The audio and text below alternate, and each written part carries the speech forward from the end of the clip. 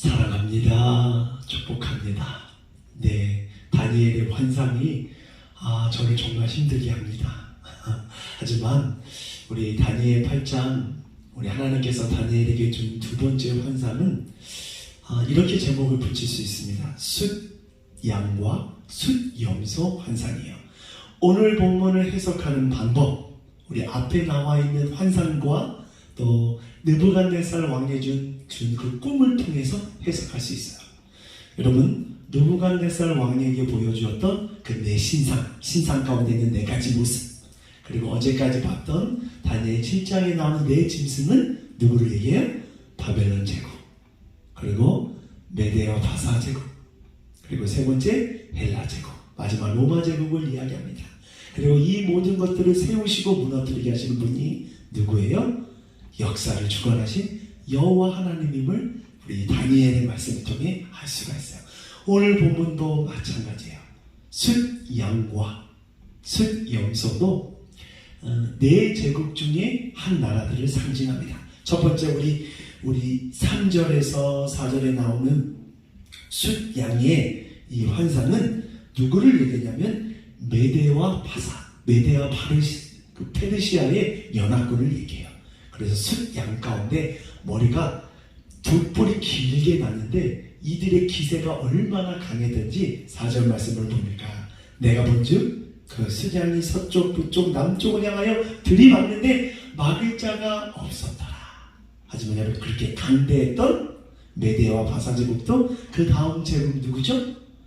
헬라 제국에 의해서 멸망하게 돼요. 그 헬라 제국을 상징하는 게 바로 숫염소, 오늘 본문 나오는 5절부터 14절의 말씀을 이야기합니다. 여러분, 헬라 제국은 여러분 다 잃어버려도 좋지만 한 사람은 아셔야죠. 알렉산더 대왕, 온 그 세계를 정복했던 알렉산더 왕도 아니라 그 대왕, 근데 젊은 나이에 죽게 되고 그가 죽자 나라가 네 개로 갈라집니다. 그 이야기가 오늘 본문 8절에 나와요. 숫염소가 스스로 심히 강대하여 가더니 감상할 때에 그 뿔이 꺾여서 알렉산더 대왕이 죽고 현저한 뿔 넷이 하늘 사방을 향하여 났더라. 4명의 장군에 의해 그 헬라 제국이 네 군데로 갈라져요. 그런데 이제 중요한 것은 네 나라 중에 한 뿔, 그 한 뿔 중에 또 다른 작은 뿔이 나는데 그게 누구냐면 이스라엘 역사 가운데 이스라엘 백성을 가장 치욕스럽게 만들었던 장본인입니다. 누구냐면 안티오쿠스 에피파네스. 안티오쿠스 에피파네스. 이 사람이 누구냐면, 여러분, 유대인은 하나님의 성전을 생명가드같이 여겨요. 그런데 그 생명가드같이 여기는 성전에 그들이 가장 부정하게 여기는 돼지, 그 부정한 짐승의 피를 하나님의 성전에 뿌려요. 그리고 하나님을 모시는 성전 안에 그들이 모시는 제우스선을 섬기고 안식일을 지키지 못하고 하나님의 백성답지 살게 못하게 합니다. 저는 오늘 우리 다니엘 8장 1절 14절 말씀 가운데 두 가지 말씀드리고자 하는 것이 있어요. 첫 번째, 이스라엘 백성이 생명과도 여겼던 성전이 그들을 구원해 주지 못한다. 그들을 구원해 주는 것은 성전이 아니라 성전을 창조하신 여호와 하나님인 줄 믿습니다. 아멘. 교회가 여러분을 구원시킨 것이 아니라 교회를 세우신 그리스도의 몸 하나님이 여러분을 구원해 주셔요. 그래서 여러분 신앙생활 잘 하셔야 돼요.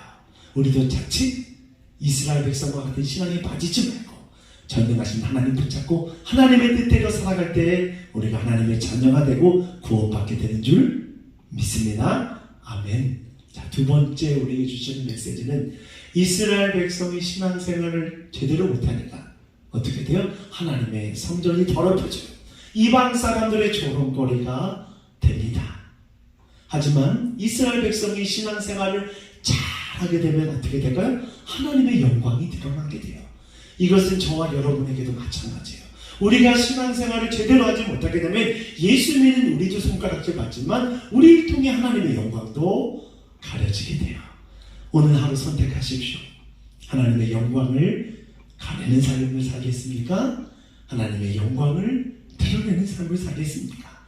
저와 여러분의 삶이 하나님의 영광을 드러내는, 하나님의 영광을 찬란하게 빛나게 하는 그런 삶이 되기를 간절히 소원합니다. 아멘.